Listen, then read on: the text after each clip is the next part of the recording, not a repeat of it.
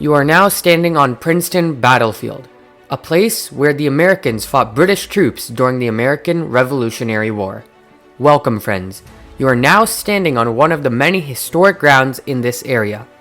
Let's try to learn some history while giving due credit to our friendly soldiers. This is the same ground where the Battle of Princeton was fought between American and British troops and eventually led to British soldiers surrendering.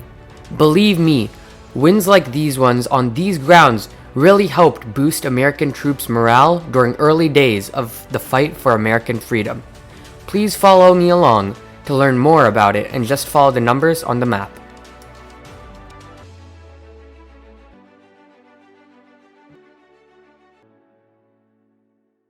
Colonnade and Gravesite.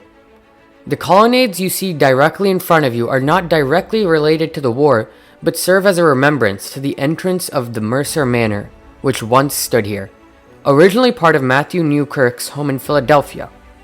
You may be asking, Matthew who? This Matthew is the same person who later designed the dome on the U.S. Capitol building in Washington, D.C. These colonnades standing in front of you were transferred to Princeton to be used for Mercer Manor. And after the demolition of the Mercer Manor in 1957, these colonnades were donated to the state of New Jersey, and it was declared a National Historic Monument in 1959. And if you're interested, and you're up for the walk, a bit further behind the colonnades, there lies a circular stone patio and plaque in memory of the men who died in the Battle of Princeton. The aftermath of this battle left 15 American and 21 British soldiers losing their lives. The words engraved on the tablet are those of Alfred Noyes, taken from his poem Princeton, written in 1917. Noyes was a visiting professor at Princeton University.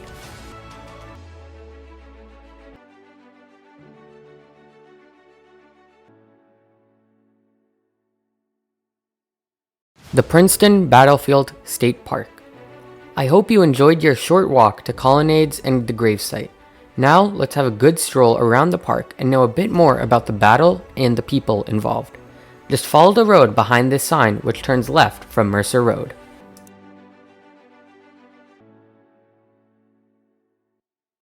Mercer Oak Tree. Exactly in front of where you are standing today is the place where used to be a large Mercer Oak Tree. The tree was in remembrance of General Hugh Mercer, who was mortally wounded in the Battle of Princeton in January 3rd of 1777. The white oak tree used to be there in time of the American Revolution. Legends have it Mercer, after being wounded in battle, refused to leave the tree till the victory was secured. Eventually, Hugh Mercer was carried to the Thomas Clark House, where he eventually died 9 days later. Almost after 300 years, the Mercer tree collapsed on March 3rd, 2000. You will still see the white Mercer oak tree as a symbol in the lot of Princeton Township area.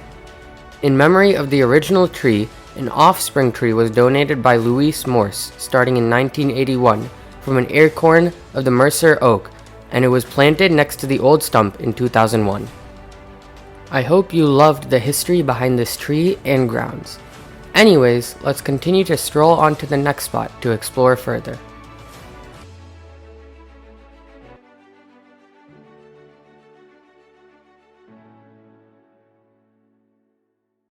The place where you are standing today was once witness to George Washington leading his army to fight the British soldiers.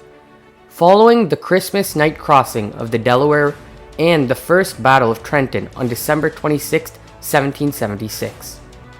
The Washington Army recrossed Delaware River back into Pennsylvania.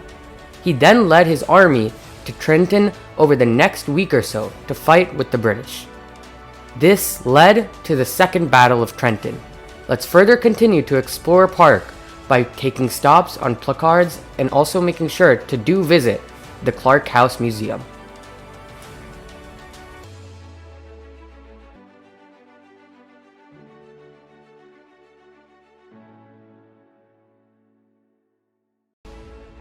Clark House Museum. During the Battle of Princeton, General Washington got his troops to move in the middle of the night to this very area, which at the time was known as the Clark family farms. please refer to the placards to know more about those struggling days. Following the Battle of Princeton, the Clark House here served as a field hospital for troops on both sides of the war.